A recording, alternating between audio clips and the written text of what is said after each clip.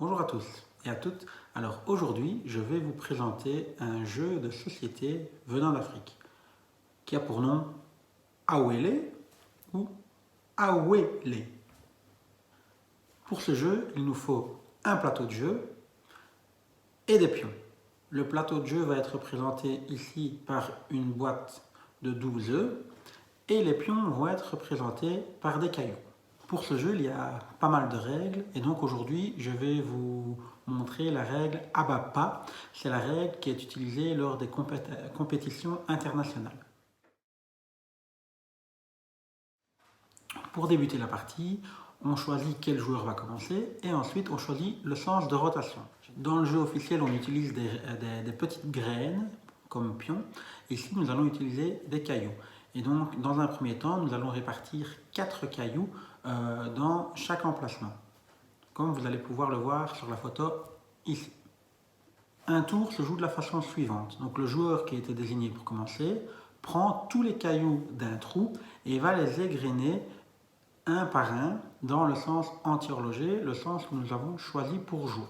Si après avoir joué, le dernier caillou a été déposé dans le camp de l'adversaire et que ce dernier caillou maintenant représente un trou où il y a 2 ou 3 cailloux, le joueur gagne les cailloux qui étaient dans ce trou et les reprend, les retire.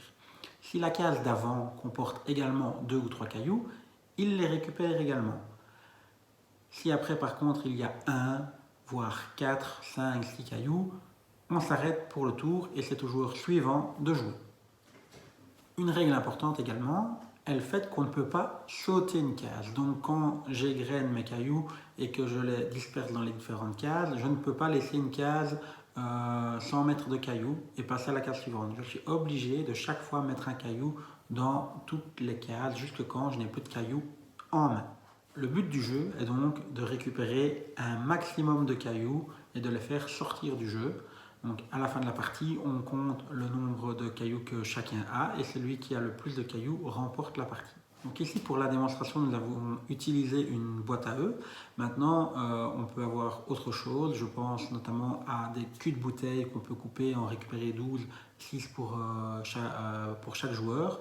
Également, à la plage, on peut faire des petits trous dans le sable, récupérer des coquillages et jouer directement. Donc, il y a moyen, avec un peu d'imagination, de trouver un plateau de jeu rapide et efficace. Et des pions également. Voilà, bon amusement!